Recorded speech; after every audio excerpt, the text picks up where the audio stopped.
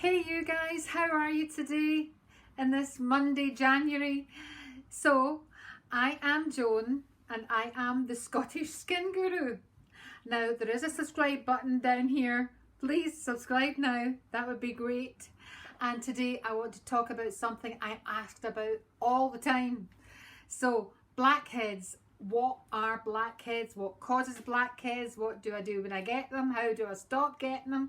Oh my goodness, all about the blackheads. So I think what we've got to start with is explaining exactly what a blackhead is, right? So the word is komodo. A komodo is a form of blackhead, and a komodo simply is where the hair follicle or pores you've got all over your body, there is a sebaceous gland attached to the hair follicle, and the hair follicle produces sebum, your own natural oil that comes up to the top. It's there to lubricate your hair and also lubricate and protect your skin. So it comes up to the top and then it comes out onto the skin surface, but it's got a really good job and it is very, very good sebum. It's great to have it, especially the older you become, you really want to keep it. So the issue occurs when it becomes blocked, this hair follicle, and that's what komodo means, a blocked follicle, okay? So there's two types of blocked follicle that I'm going to mention. The first one is the blackhead, and this happens when the oil comes up the top and it mixes with skin debris, dead skin cells, and the whole thing mixes together, oxidizes with when the air hits it, and it turns the opening black. So hence blackhead. But you've got the other type of komodos that are when it comes up to the top surface, the oil mixes with the dead skin. It sometimes can complete over the top and be closed, and it looks like a whitehead. So the whiteheads are the other form of komodons. Okay, so komodo is singular, komodons is plural. And you've heard of terms like non-comedogenic, which means this won't give you blackheads, okay? And that's good terms to look for, although I'm not sure I believe every single product when they say it doesn't attract blackheads. So let's get into it a wee bit further. So what should you not be confused about is the blackheads and sebaceous filaments, and these are easily confused. So when you think about a blackhead, and if you expressed a blackhead, you would get a worm-like thing. Yes, it sounds horrible, doesn't it? And I'm sure some of you have done this, but always best to do it in the hands of professionals if you can. If not, a really good blackhead, like the pimple popper, I quite like that, you know, blackhead extraction tool. So what was I meaning about this? The sebaceous filaments, they also resemble blackheads because they're much smaller in size and they can be black. But if you express them, it would be a thin, creamy hair-like that would come out, okay? A hair-like thing that would come out. So it's very different from a blackhead. So don't get the two confused.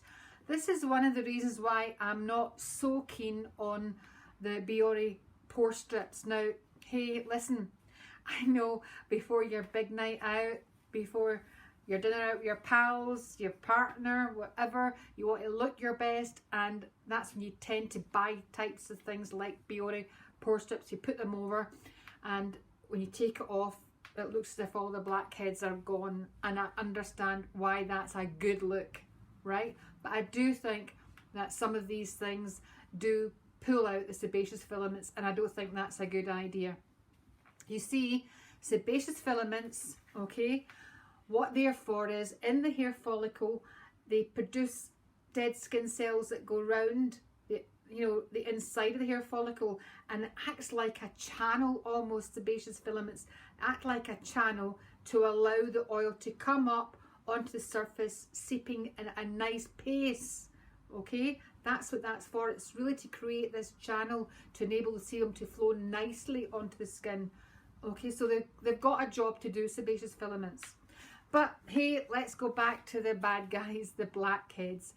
So one of the things I keep getting asked is, oh, my son's skin's dirty all the time, he's got so many blackheads. I've heard that a lot, and I'm here to tell you, it's not a sign of a dirty face having blackheads. It's just a simply, it looks like an overproduction of the oil gland. That is all it is. It's all to do with oil production, the sebum flow in that person's skin. And we can all have blackheads, right? And we can have them at different times during our lives. Puberty is a classic one when oil production is in full force, and you can see that in a lot of teenagers, girls and guys. We've all got them across here, especially. It can be right across there. And the T-zone, where you have more oil production, you tend to see them there quite a lot in this area too. And all you need to know is that it's just to do with oil production. It's not a sign of a dirty complexion.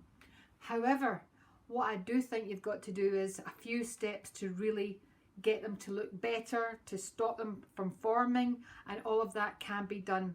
So what can you do?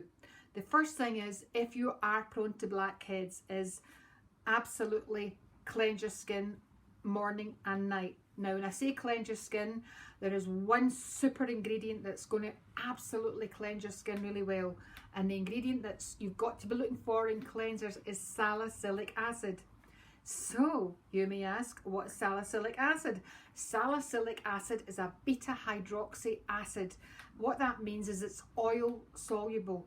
So, I know we've all heard of acids and fruit acids, and there's glycolic acid, lactic acid, mandelic acid, and all these acids that we use to shed skin, get the skin to flow and shed off the skin. And that's great doing that to enable the skin to look smoother. But the only one that's oil soluble is salicylic acid.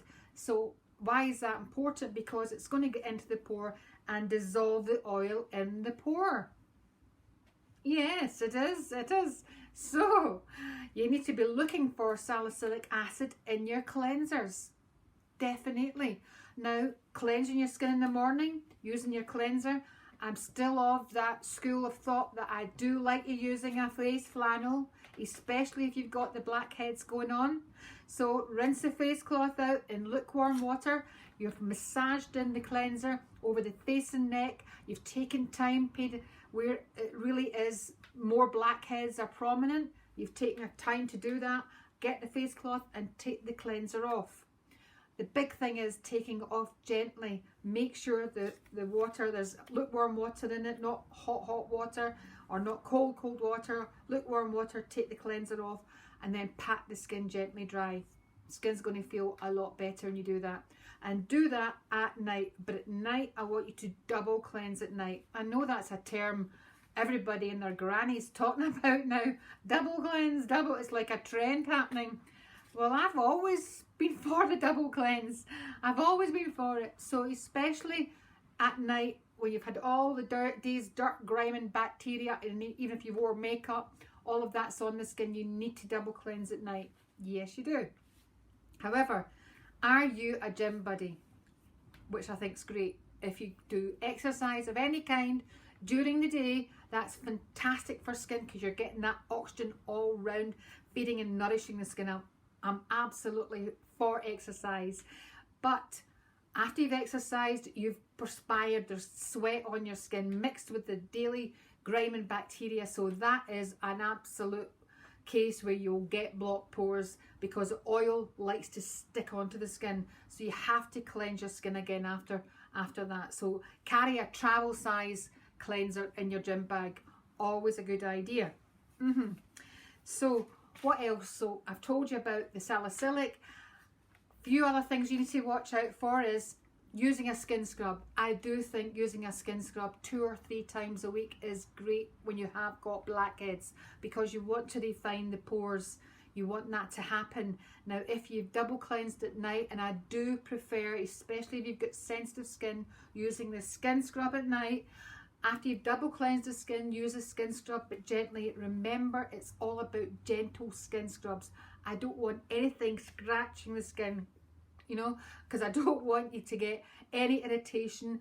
I don't want any inflammation going on the skin at all. So we want a nice skin scrub that's going to polish the skin surface. Okay, I'm happy for you to do that 2 or 3 times a week. Now, the guys, however, they've got thicker skin than the girls out there, so guys can use a skin scrub as a gentle daily wash. They can do that. I'm happy for them to do that. They can use it during the daytime. But really, if you've got sensitive skin or finer skin, really using a skin scrub at night is the way to go. So exfoliation, so you've got the exfoliation going on with the salicylic acid and the skin scrub taking off your dead skin cells, so you're sort of cleaned out the pore, you've taken off the dead skin cells, the skin's starting to look a bit fresher. What else can you do? Now I need you to think about this one because it's hard to get this round in your head, right? But the UV rays outside and inside, if you've got UV anywhere inside, when that goes onto the skin, it penetrates the outer layer of the skin. It does. I could scream that. It penetrates the outer surface to hit the way the collagen lies in the dermis layer. So if you do that and you let UV do that, it's degrading and damaging the collagen fibers, this support network that you've got in the dermis. Now the thing is, when you do that actually, right, it causes the pores, it causes the skin to lax, it causes the pores to open more. Yes, it can give you open pores. So here I am saying it again, but you've got to put the sunscreen on every single day, no matter the weather. Put that on as the last thing on your skin every day and protect that collagen, protect against open pores, lax skin. That's what you do. So what else can you do? Well, the thing about it is fake tanning. I know fake tanning, is it the safe tanning? Well, it is a safe tanning, isn't it? Fake tanning. But I have to tell you that dihydroxyacetone, the actual ingredient in fake tanners that make your skin, the surface look tan, also aggravates and gives you blackheads. The way that it works, just a general way that tanning lotions work, that's what they do. They stick in the pores and on the face and on this area here, wherever you've got any open pore going on, that will look like it, and it will become a blackhead just by using fake tanners in that solution or that area. So what to do is use the fake tanner on the body, just don't use it on the face or neck if you can, okay? Better with bronzers. And that's the other thing, makeup. You know, makeup, the things to look for in makeup is the dye colours. I think it's yellow dye and red dye that's in makeup. They can actually aggravate and make blackheads more prone because they'll stick into the pores and they'll stay there. So be looking at makeup and look for that word non-comedogenic. Hard for me to say that, I'll tell you, on a Monday especially. So I think I've told you all about the things to do, what to do, how to prevent blackheads. The last things to think about is, yes, it's great to go and get a facial. I'm all for going and getting facials and speaking to a trained esthetician, someone that has experience in doing a lot of different facials. You can have microdermabrasion. I know dermaplaning is very popular just now. That is all fine and well, and even chemical peels have got their place in helping your skin to not have so many blackheads because it's unblocking the skin. But here's the thing, facials give you a temporary fix. So even if you went for a facial today because your blackheads are annoying you, it's a temporary fix. And yes, the therapist will spend time absolutely squeezing the blackheads out, and I'd rather she was doing it than you were doing it. But it's not getting to the problem. And it's all about fixing the skin problem and understanding what's going on and normalising the oil production in your T-zone if that's what it's going on. So you have to do that. So that means the home care, the skincare you're using is paramount to having as least blackheads that you've got, or less of a skin problem. So be thinking about that. I'm all for facials and skincare, and together, wow, that is a wow thing. Facials and skincare, but the skincare for me is a bit higher up the scale to make sure the effect is long lasting, to get you to healthy, happy skin. It is. One last thing I've got to mention is please don't squeeze the blackheads yourself. I've already mentioned the epidermis, then you've got the dermis and the collagen fibers. If you squeeze the blackheads yourself or pick at the skin, you really can affect the dermis where the collagen lies, and you can scar your own skin by just going in too deep. Yes, you can cause inflammation, infection. You can turn that, pore into a real full-blown cyst, something like that, just because you're too rough with your skin. So if you're that type, no, I want you to think gently. Let's calm the skin down. Let's give it a nice deep cleanse, let's use the skin scrub, and go for a facial if you really want one. I'm absolutely going for that. So I hope that's been helpful about blackheads today. Have you got any questions about your skin? If you've got a question about your skin or an issue that you can't solve, please put it in the comments below and I'll answer them, I promise. Okay, or you can email me if you want a consultation that's free about your skin. I'm happy to do that. You just email me at joan@jlformulations.com. But have a great week, and I hope that everything goes well for you this week. Have a terrific week. Bye for now.